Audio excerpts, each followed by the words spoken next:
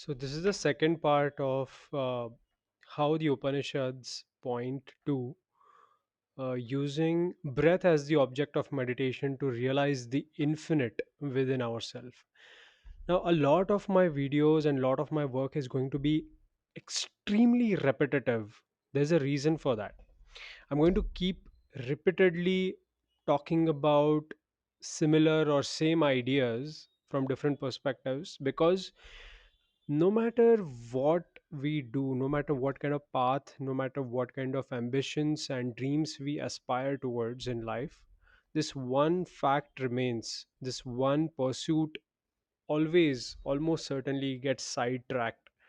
While and what I'm talking about is the spiritual realization. Now, many people are on the long path, including myself.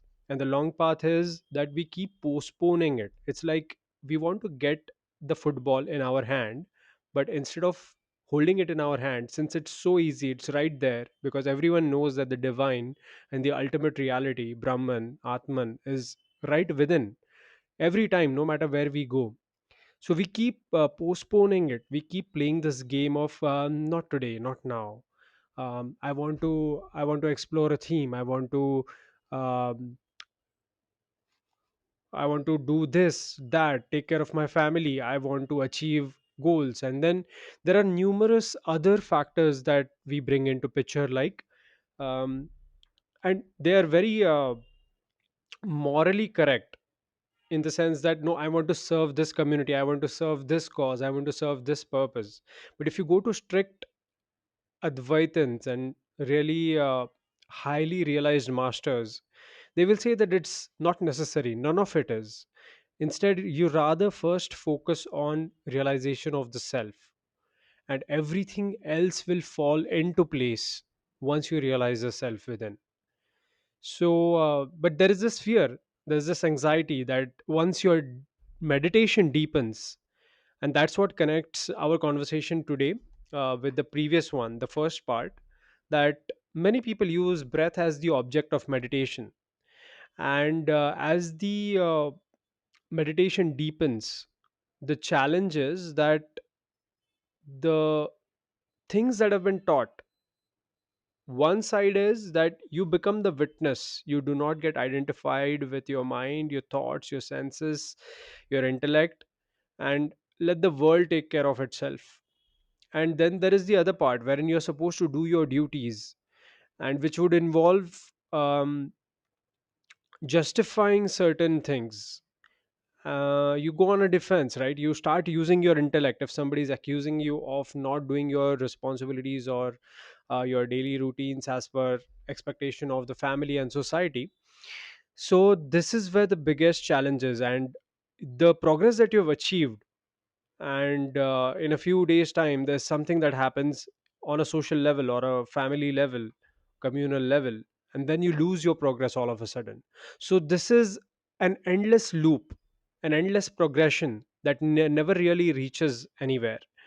And the depth of your pursuit, the depth of your spiritual practice which you have cultivated through probably months or years, is gone in just a flash, in just a moment of um, a bad decision, a bad choice. So, if you go to the really great ones like Ramana Maharshi, or if you study their teachings, they're going to not beat around the bush. They're going to say that no, don't waste your time. And I believe they're right. As for me personally, I'm already in a situation where I can't make that kind of a commitment right away. That would require too much of rip the band-aid kind of a thing, which would be painful, extremely painful. So I've concluded that it's better to go on a tangential path. Even if you lose the progress, there are certain qualities that are getting developed, so this is the answer to the doubt which was presented earlier, that what's the point, the progress that you make, it's lost in a few weeks or a few months. The awareness that you've cultivated, the consciousness that has risen up, has expanded, the light that you're beginning to see within and outside, it goes away because of one mistake. But even if it goes away probably 20,000 times until you actually begin the final journey, you're developing that willpower, that skill, that resilience, that indomitable um, determination, that indestructible determination to never give up once you actually sit down. Finally, like, say for example, Gautam Buddha did, or Mahavira did, or n number of other examples are there throughout history, who realized the infinite, the ultimate reality, and transcended the realm of suffering to embody and live as the pinnacle of bliss, knowledge, peace, happiness, and joy. So, that brings us to the connection we are trying to establish with the first part.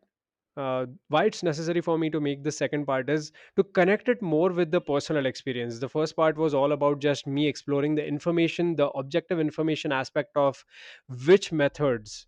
We are exploring the methods and the breadth and the space. This was intuitively used by me many times, and I've had some really remarkable progress and remarkable experiences with this. So, I wanted to elaborate a little bit on the space and the breath part. So, what happens is when we are moving around in the world, we're not mostly, most of the times, we're not aware of the breath. Like right now, I'm speaking, I'm channelizing certain information, certain experiences, and I'm not aware of my breath. I'm not aware of the nerve currents, the prana, which is making all the nerve currents happen, and so many other subtle processes. I'm not aware of them. And as the meditation deepens, the awareness increases of every single heartbeat. Initially, the mind is supposed to become single pointed, wherein the thoughts subside and then the awareness increases. The more there is thinking, the lesser the awareness. The lesser the thinking, the more the awareness. That has been my experience. So, that is why breath has been suggested in many methods, including the one that we had discussed in the first part. So, when a person meditates on that inner space, the inner space happens very intuitively later on, because the sense of expansiveness increases as the mind becomes single pointed, using breath as the bridge or the tool or the vehicle. Because the mind is always scattered, and that begs to question, what is the mind? We will cover that in uh, another video, because there are different definitions and the capacities. Some of the metaphysical are simply um, miraculous, and we all use that day in and day out. But it's very difficult to prove with modern science what the mind can and cannot do. But from what I understand, what I experience, the mind is going at infinite speed, um, making everything in your body move, including the brain. The brain is a part of the mind, the body is the part of the mind. That is the spiritual perspective towards things. So once it is making everything move, all the aspects move in our experience, including the subtle movements, which in turn make the choices. While we might think on one level that we are the ones making all the choices, it is a big chemical soup, and all the biochemistry, bioelectrical currents are also a manifestation of the mind. So, using the breath, the mind, which is giving those triggers for all the nerve currents, slowly start to coalesce into a singularity. And once that concentration happens, the awareness, since the mind is moving along different nerve currents, it kind of stills down into just one portion, wherever that you have chosen. And then you start to become aware simultaneously of everything that is in your panorama of experience. Then that spaciousness, that brings us to the second part, the space that you feel. The space that you feel within the heart also gets expanded once we are bahirmukh, or outro version is there. When the mind is extroverted. It is too busy in analyzing, comparing with past experiences, with the help of the intellect, giving a decision as to which one is better, smaller, taller, faster, slower. All of these parameters is happening at probably few 100,000 gigahertz. It's tremendously fast. And out of that information, only a portion of it is available for the conscious mind, and a portion of that is available for the individuality to express through verbal means. So when that is concentrated entirely, the spaciousness, the extroversion becomes introversion. So the space that is occupied by all of these thoughts, all of these parameters, it kind of collapses into a singularity temporarily. And thus that occupied space becomes free and gets uh, experienced as an inner space. And the more that we dive deep into that inner space, and by diving deep I mean to say, the more we focus on that, the more that space begins to expand, the more the awareness expands, and then you might not need breath as the vehicle.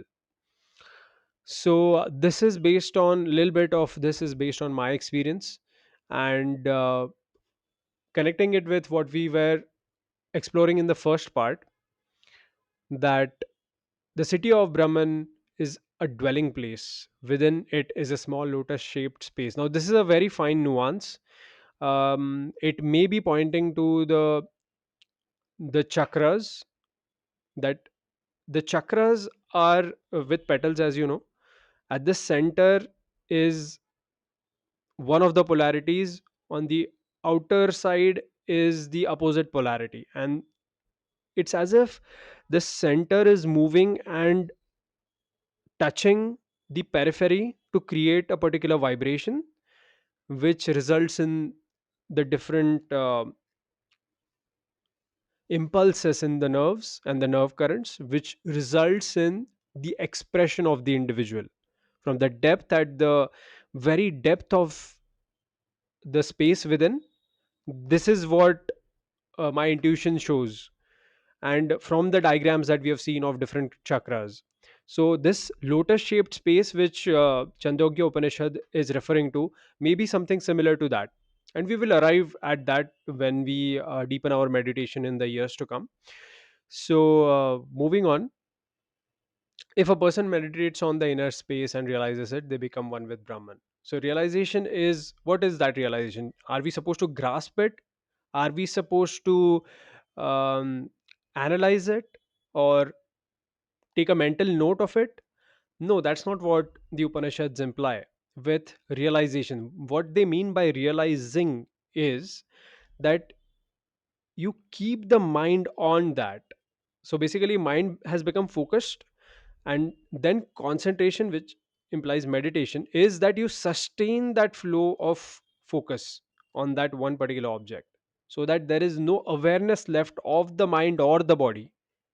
So that is what would realize that that is what realization would mean, that there is absolutely no sense of past, future, not even the concept of time remains, because the mind has become so finely super fine and concentrated and sustained that concentration for, from this perspective there will be a linear time, so you sustained that concentration non-stop.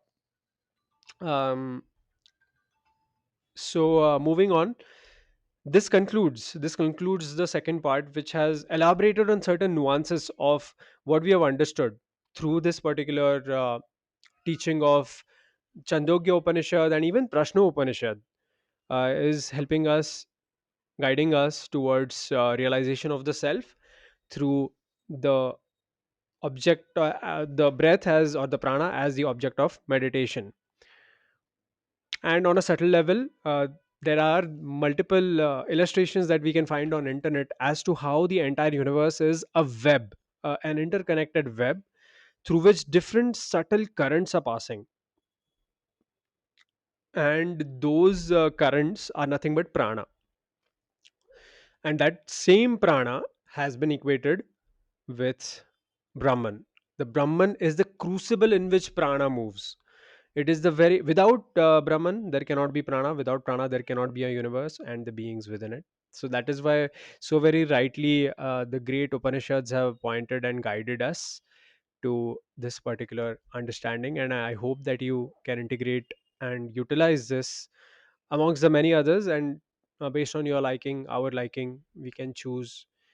And I'll see you in the next video. All the very best. Namaste.